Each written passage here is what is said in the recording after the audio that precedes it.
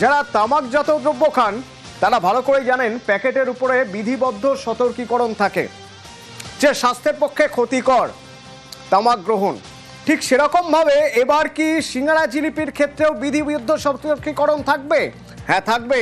তার কারণ কেন্দ্রীয় স্বাস্থ্যমন্ত্রক চাইছে যে যে কোনো জায়গায় সিঙ্গারা জিলিপি যখন বিক্রি হবে সেক্ষেত্রে একটা নির্দেশিকা রাখতে হবে, একটা বিজ্ঞপ্তি দিতে হবে, তাতে কত পরিমাণ ক্যালোরি থাকছে, কত পরিমাণ কার্বোহাইড্রেট থাকছে, ফ্যাট থাকছে, তিলের পরিমাণ কতটা থাকছে জানাতে হবে।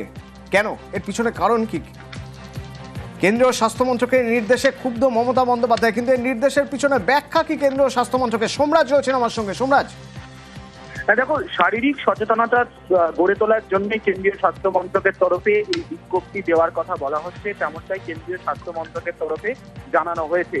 কেন্দ্রীয় স্বাস্থ্য মন্ত্রকের তরফে যে বিজ্ঞপ্তি প্রতিটি কেন্দ্রীয় সরকারের দপ্তর, বিভিন্ন প্রতিষ্ঠান এবং বিভিন্ন রাজ্য সরকারের যে দপ্তর থেকে শুরু করে বিভিন্ন ক্যান্টিনগুলিতে লাগানোর কথা বলা হয়েছে।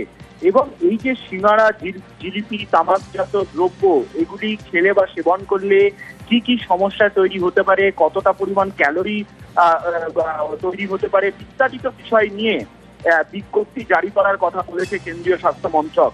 এবং কেন্দ্রীয় স্বাস্থ্য মন্ত্রকের তরফে যে বিজ্ঞপ্তি সেখানে এটাও বলা হচ্ছে যে সিঙ্গারা এবং জিলিপির ক্ষেত্রে কি কি সতর্কীকরণ উপায় অবলম্বন করতে হবে।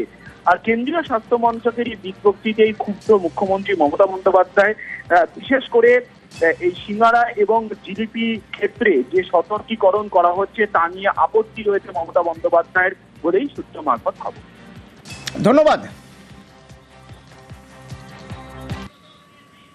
एक गंभीर स्वास्थ्य चुनौती बन चुका है। परिष्कृत कार्बोहाइड्रेट और अस्वस्थकर वसा से भरपूर भोजन मोटापे को बढ़ावा देता है।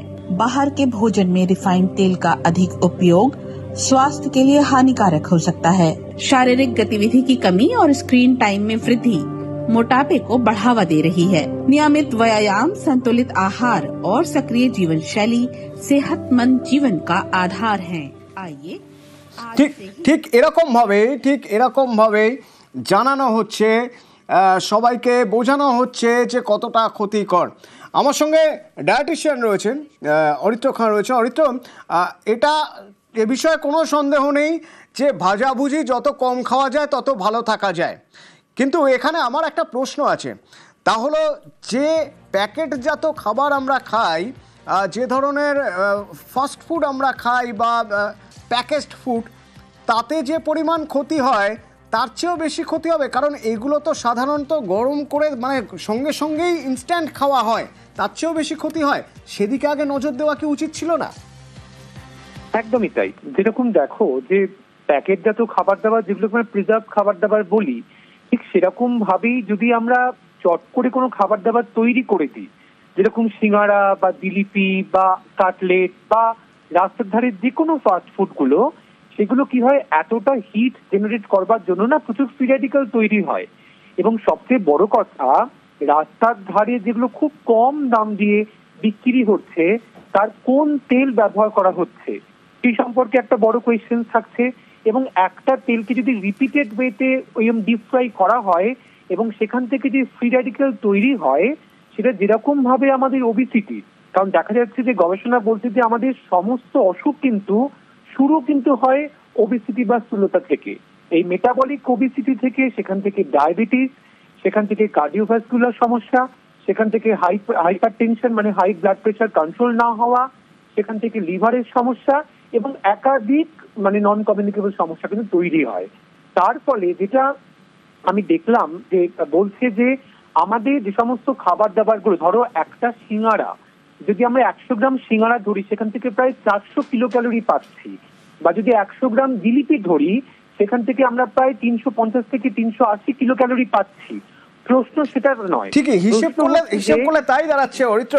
কিন্তু পাশাপাশি এটাও তো সত্যি যে তামাকজাত দ্রব্য বর্জন করুন, তামাকজাত দ্রব্য স্বাস্থ্যের পক্ষে ক্ষতিকর, এটা বারবার লিখে দিয়ে ভয়ঙ্কর ছবি দেওয়ার পরেও সিগারেটের বা তামাকজাত দ্রব্যের যে খুব একটা চাহিদা কমেছে এমন কিন্তু নয়।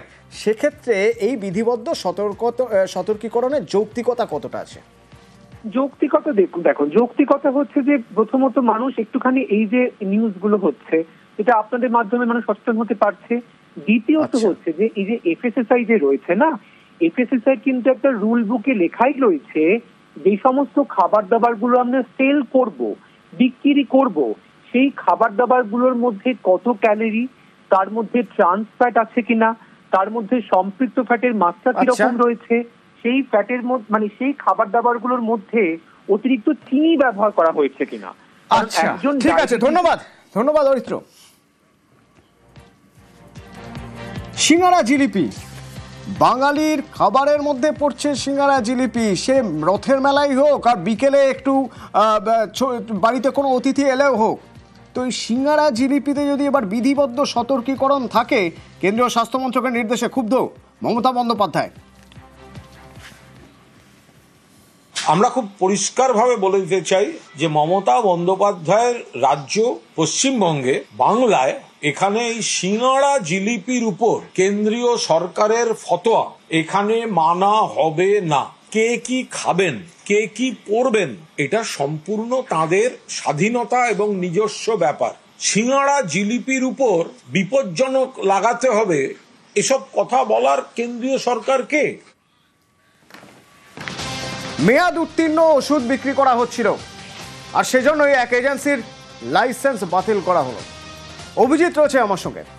অভিজিৎ, যখনই মেয়াদ উত্তীর্ণ ওষুধ ব্যবহার করা হচ্ছে এটা নজরে আসে, তখন তো ওয়ার্নিং দেওয়া হয়। এক্ষেত্রেও নিশ্চয়ই ওয়ার্নিং দেওয়া হয়েছিল, ওয়ার্নিং দেওয়ার পরেও বিক্রি করা হচ্ছিল মেয়াদ উত্তীর্ণ ওষুধ। নিঃসন্দেহে অতনু, এবং যে নিষিদ্ধ কাপ সিরাপ আমাদের দেশে এনডিপিএস অর্থাৎ নার্কোটিক্স, ড্রাগস অ্যান্ড সাইকোট্রপিক ওষুধ হিসাবে চিহ্নিত, সাইকোট্রপিক সাবস্ট্যান্স